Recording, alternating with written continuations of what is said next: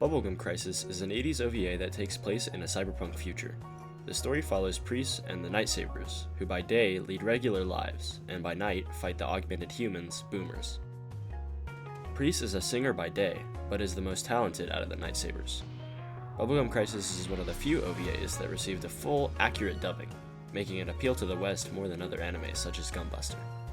The series also flows in a way that makes it easy to follow and enjoy the subtle nuances of Western culture that are shown in the main soundtrack as well as the fashion of the series. Bubblegum Crisis also shows heavy inspiration from media like The Terminator.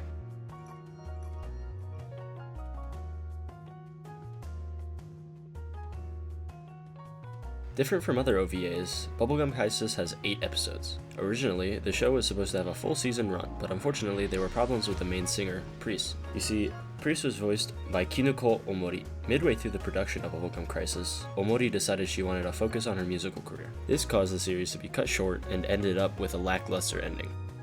Bubblegum Crisis is essentially an amalgamation of some of the most influential mid-80s anime, showing heavy inspiration from anime such as Mospeada and Macross.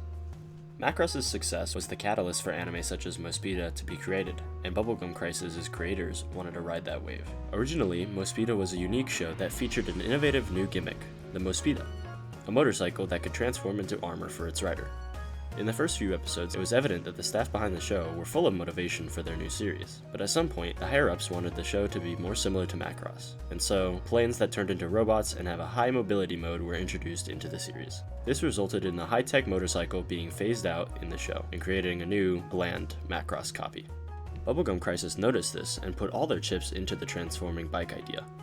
This created some of the coolest and most unique cyberpunk series ever.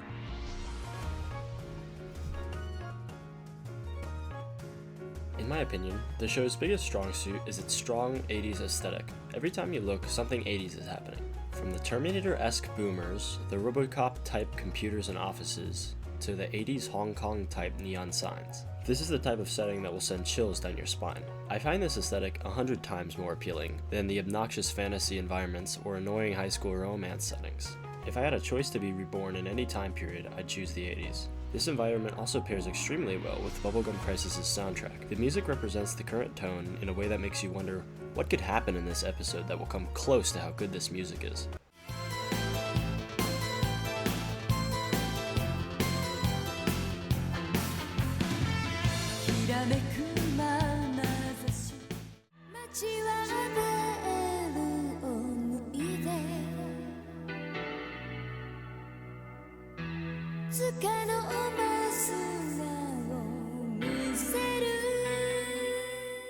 Alongside the music and the atmosphere, the different apparel really shows the time period.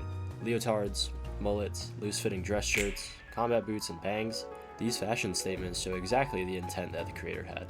It's always fun to look at what people thought the future would be like. Media like Bill and Ted's Excellent Adventure thought that it would roll around music and sparkly clothes. Back to the Future thought everything would be automated. But it also put another idea on the table, showing the possibility of the world going to shit. A dystopian society that's more similar to the world of Bubblegum Crisis. Like many OVAs produced during this time period, Bubblegum Crisis is difficult to find.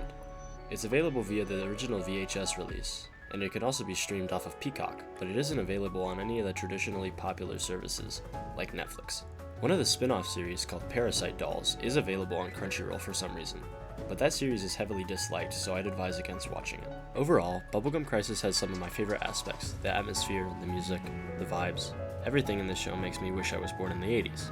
Bubblegum Crisis was not part of my childhood.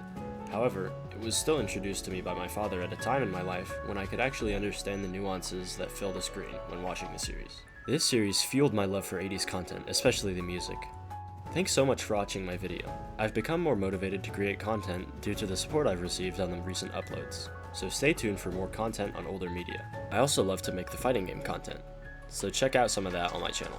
Anyways, here's some videos YouTube thinks you might like.